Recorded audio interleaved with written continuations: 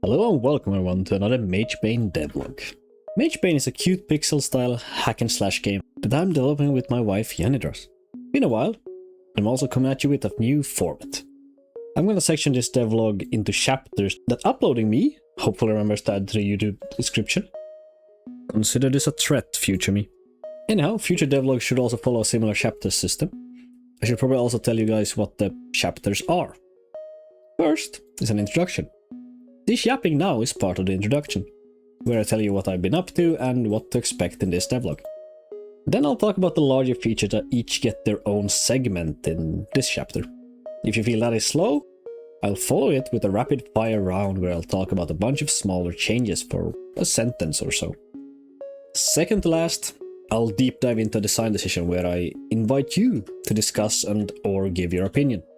And finally, a final word. You know, outro thing. Hopefully this makes the videos more coherent as well as entertaining for you guys. No idea how to segue from that, but let's talk about what I've been up to during these almost 3 months since the last update. Well, I have wrapped up a smaller D&D campaign where I was the dungeon master. Final session did take some time to plan as well as actually playing it. But what really ate a lot of my time and interest was a game called Old School RuneScape. They released a temporary game mode called the Demonic Pacts League, where you start on a fresh character with boosted XP and drop rates, and you kinda just grind out tasks to get points to unlock trophies and rewards in the main game. I managed to get the highest tier trophy, which some of you that watch my shorts probably saw. But that's all the non-game dev stuff out of the way, so what have I been doing in the game? Most of the effort has been put towards completing the areas we already have in preparation for a closed playtest. A bit more about that in the altar part. Now let's actually get into the changes. The first thing we want to cover is the first quest. In this quest, the farmer rightfully gets upset that you kill his chickens. But the thing I'm most happy about to get working is different endings. You can either kill too many chickens, that haunts the chicken farmer goes out of business, or find a mythical golden egg that gives infinite chickens. This is achieved by having each quest step correspond to a number and having 2 different lists in the save file.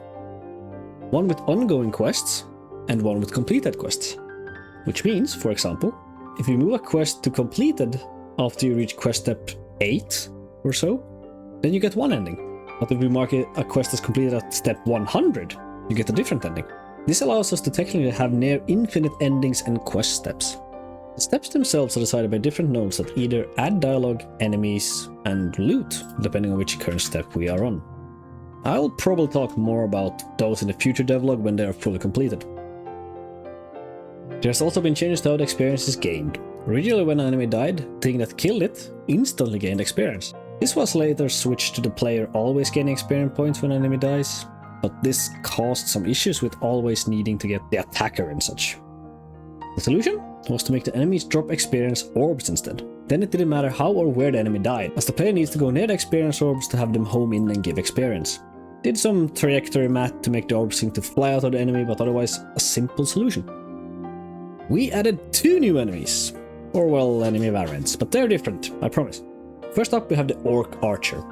This is a ranged unit that fires projectiles into any crowd and runs away if you get too close. They are made to supplement the close combat orcs by adding a layer of intensity that is difficult to ignore. Then we have the Orc Shaman. Another layer added, as these enemies throw down a field that deals damage unless moved out of, meaning that it hinders the player from just standing still and wailing at enemies. Both of these are designed to make the fight more intriguing, by requiring the players to change their tactics and who to focus. These 3 orcs combined make up the brunt of the Legion boss fight. The orc with an axe is taken from a tiny RPG character asset pack made by Zerie, found on itch.io. Then we modified it to make this shaman and archer. The links to the asset packs and others used in this project can be found down below. Won't show too much about this fight in this devlog as I kinda want to keep it somewhat of a secret for the playtesters as well. But what I can say is, when you enter the fight, you're not allowed to leave until either Legion or you are dead. Good luck!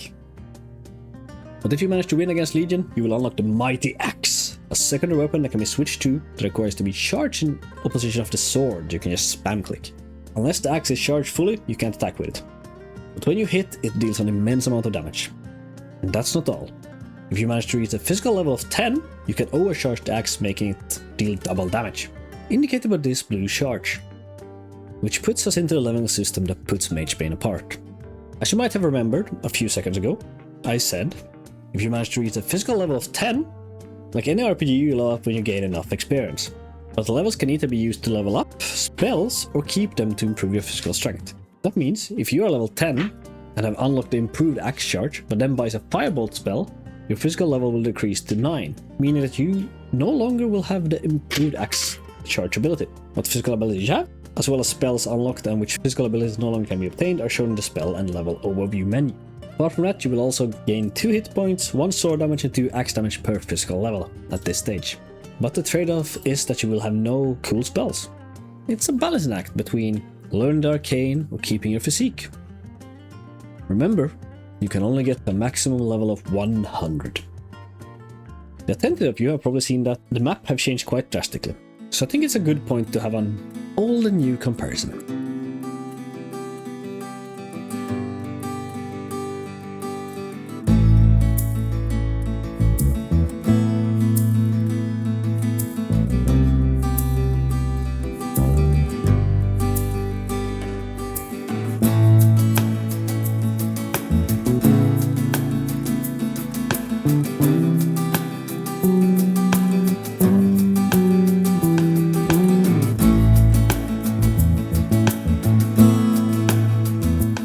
With that done, let's quick fire some small changes. We now have a tree falling to create a shortcut. Hidden areas is a must. Projectiles can be shot over some obstacles. And some enemies don't count until you hurt them. And some enemies can fight each other. No infinite item farmers, they no longer respawn on area reload.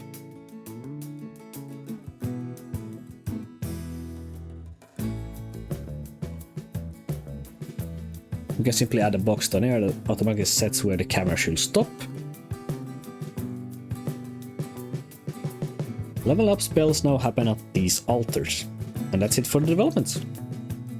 Yandras has made a devlog herself that covers the art in more detail, that can be found down in the description or by looking up Yandras on YouTube.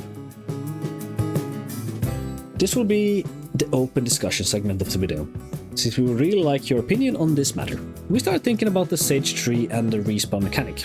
Currently we are considering making it a tree that can only be cut with the heavy axe you get from Legion. The tree would then drop special logs that when used from the menu let you respawn where you placed the logs instead of back at the start. Like if you died to a chicken or something. But this also uses up the logs that you need to get more to be able to place a new campfire to respawn it. This causes an issue with rarity and player hoarding. Because if you only get to use them once, it kinda leads to player never finding the right moment to use them. This could probably be remedied with placing more sage trees to cut, but then we lose the rarity factor of them. Another option would be that the placed campfire would always respawn you there until you place a new one. And the last option we could think of is that we place a special brazier or other things where you could make a permanent respawn point. For example outside the boss room. But like I said, we would like your opinion about this. What do you think is a good path to go, and do you have any other ideas on what to do with the sage tree? Let us know down below in the comments. Looking forward to reading them. But yeah, we are gonna do a closed playtest and check what a few people think about the gameplay so far. And hopefully get feedback that can help us make the game more fun. The people were chosen from our Discord, which you can find a link of in the description as well. Down there you can also find links to some of them that plan to stream Magebane. Namely Tubinan and Maren have considered streaming it. Go give them a follow to catch when they go live with Magebane. Myself, I'm gonna go fix a bunch of bugs for playtest's release. And then I might start looking into sound effects. Anyhow, thank you so very much for watching. Until next time. See ya.